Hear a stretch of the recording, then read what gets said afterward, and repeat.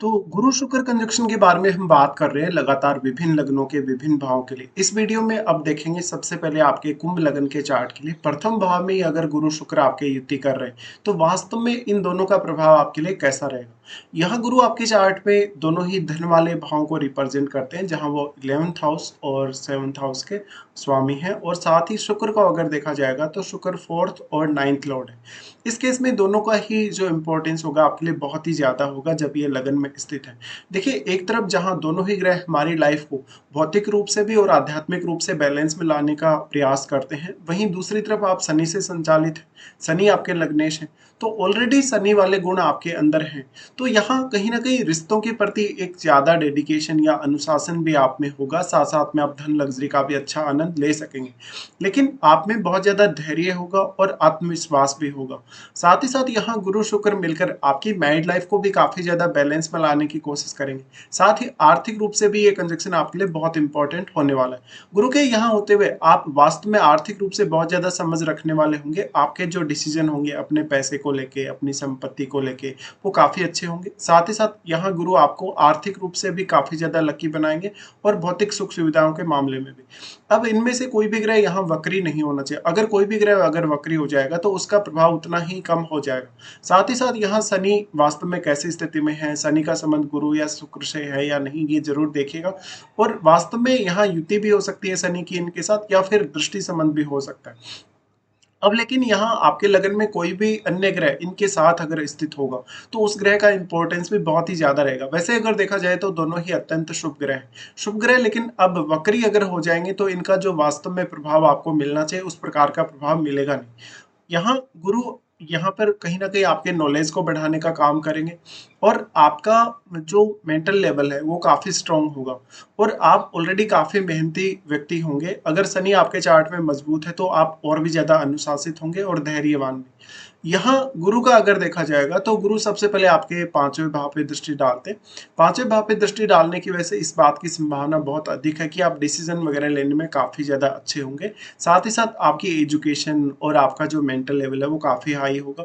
साथ ही साथ लाइफ में कोई बहुत ही एक बड़ा गोल लेकर आप चलने वाले होंगे।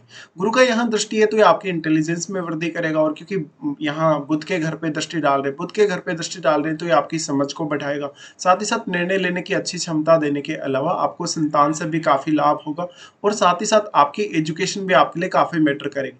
ऐसा जातक वास्तव में बहुत ही जिज्ञासु प्रवृत्ति का हो सकता है, उसको सीखने में कभी भी कोई परेशानी नहीं होगी, नई नई चीजें हमेशा सीखते रहेंगे आप। साथ ही साथ नए नए अनुभव भी जीवन में प्राप्त करते रहेंगे। अब यहाँ शुक्र को अगर देखा जाए तो वो 4th लॉर्ड है और 9th लॉर्ड है। इस केस में आप दूर के ये जो स्थान है उनकी यात्रा करने में भी पर्याप्त रुचि रखेंगे, और यहाँ पे भौतिक सुख सुविधाओं के मामले में भी आप काफी अच्छे लेवल पे होंगे लाइफ में। बट यहाँ पे जो 11वां नंबर, ये कहीं ना कहीं जो 11 नंबर है, ये एक्सपेक्टेशंस को दिखाता है। एक्सपेक्टेशंस के साथ साथ, क्योंकि ये आपके नेटवर्क का भी कारक माना जाता है काल पुरुष के हिसाब से, तो ऐसे लोगों को बहुत लोग चाहने वाले होते हैं। हमेशा लोग आपको घेरे रहेंगे, आप लोगों में एक आकर्षण का केंद्र रहेंगे। साथ ही साथ अपने पर्सनैलिटी और अपने ज्ञान की वजह से भी दूसरों को प्रभावित करने की क्षमता आप में होगी। यहाँ आपको शुक्र से रिलेटेड क्रिएटिविटी पर भी ज्यादा से ज्यादा ध्यान देना चाहिए। अब गुरु शुक्र दोनों का ही दृष्टि फिर सप्तम भाव पे आ जाएगा। सप्तम भाव पे दृष्टि पड़ेगी तो ये आपकी मैरिड लाइफ के लिए बहुत अच्छा होगा। यहाँ पे लेकिन आपको सप्तम भाव में बैठे हुए प्लेनेट को देखना होगा, और सूर्य को भी। वास्तव में सूर्य का क्या संबंध शुक्र से या गुरु से बन रहा है या नहीं। अगर संबंध बन रहा है तो उस केस में आपको और भी ज्यादा बेहतर रिजल्ट मिल सकते हैं।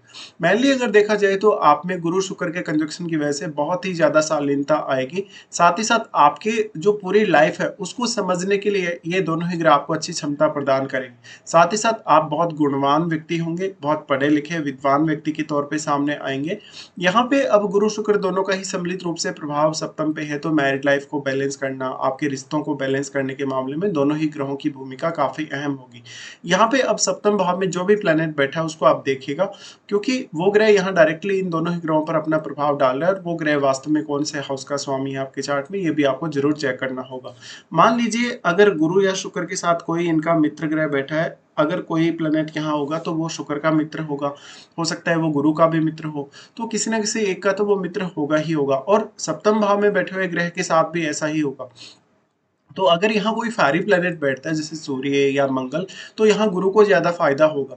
जबकि अगर यहाँ कोई ऐसा प्लैनेट बैठता है जैसे शनि वगैरह, या हो सकता है यहाँ पे कोई अन्य प्लैनेट जैसे बुध वगैरह बैठा हो, तो शुक्र को उससे ज़्यादा फ़ायदा मिलेगा।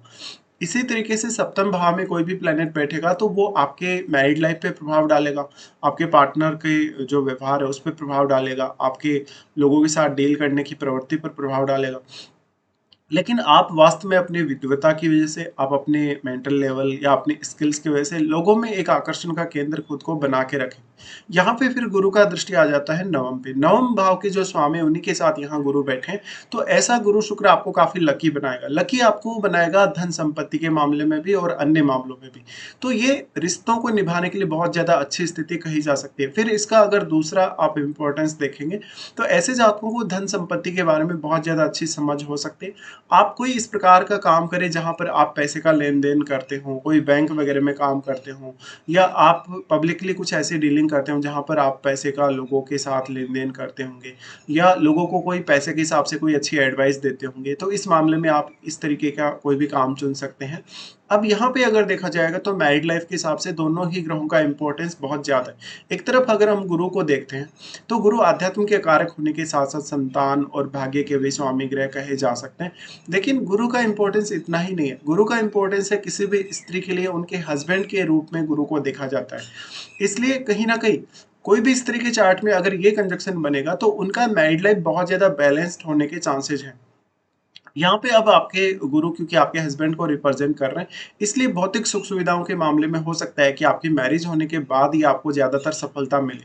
इसी तरीके से अगर किसी भी पुरुष के केस में देखा जाएगा तो शुक्र उनके लिए वाइफ के कारक हैं।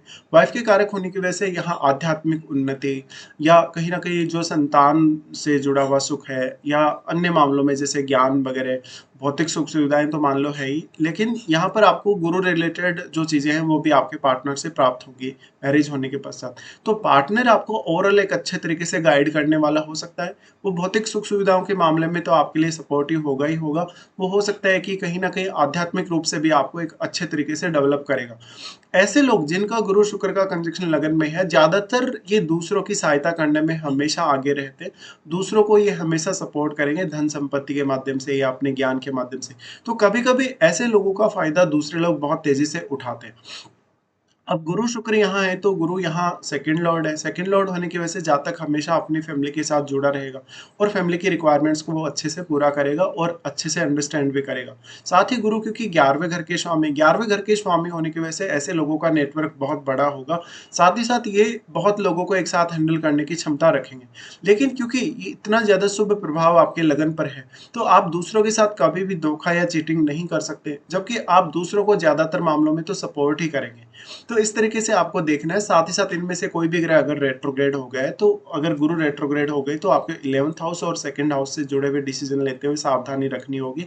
साथ ही साथ अगर शुक्र रेट्रोग्रेड हो गए तो भौतिक सुख सुविधाओं के मामले में आपको कोई ना कोई कमी महसूस होगी और इसका असर आपके वैवाहिक जीवन पर भी पड़ेगा। बट हमारी लाइफ को आध्यात्मिक तरीके से या भौतिक सुख सुविधाओं के मामले में बहुत ज़्यादा बैलेंस करने के दृष्टिकोण से देखें, तो दोनों ही ग्रहों की जो भूमिका है वो काफ़ी इंपॉर्टेंट रहेगी। अब आपको यहाँ पे ये देखना चाहिए कि वास्तव में आपकी कौन-सी महादशा है, गुरु या शुक्र की महादशा आपको है या नहीं।